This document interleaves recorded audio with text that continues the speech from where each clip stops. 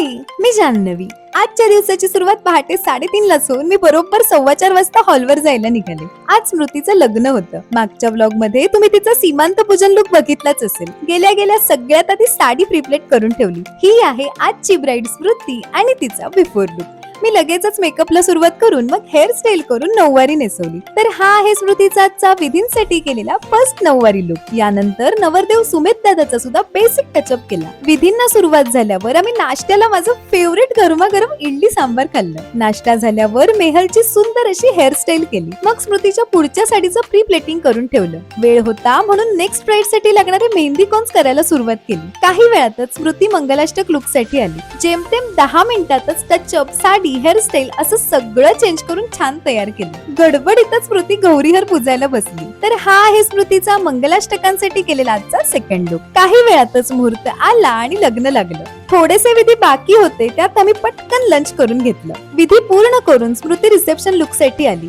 यावेळेस सुद्धा तिला तयार करायला जेमतेम 20च मिनिटं मिळाली. तर हा आहे स्मृतीचा आजचा रिसेप्शन साठी केलेला थर्ड लुक. दोघंही छान तयार झाल्यावर कपल एंट्री होऊन रिसेप्शन सुरू झालं. मग मी सगळे मेकअप ब्रश क्लीन करून नेक्स्ट लोकेशनला जायला निघाले.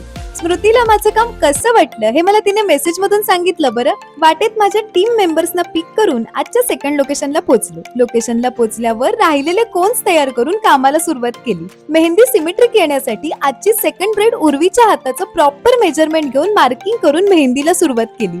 तर ही आहे आजची सेकंड ब्राईड उर्वी. माझ्या सगळ्या टीम मेंबर्सनी सुद्धा उर्वीच्या घरातल्यांच्या मेहंदी काढायला सुरुवात केली. गेले 2-3 दिवस रोज रात्री काम संपायला उशीर होत असल्यामुळे मी रत्नागिरीलाच माझ्या माहेरी राहिले होते. आज चिनार काही कामासाठी रत्नागिरीत आलेला असताना सरप्राइझिंगली मला भेटायला आला. पुढे जवळपास 3 तासानंतर उर्वीच्या फ्रंट हँड्सची मेहंदी पूर्ण झाली.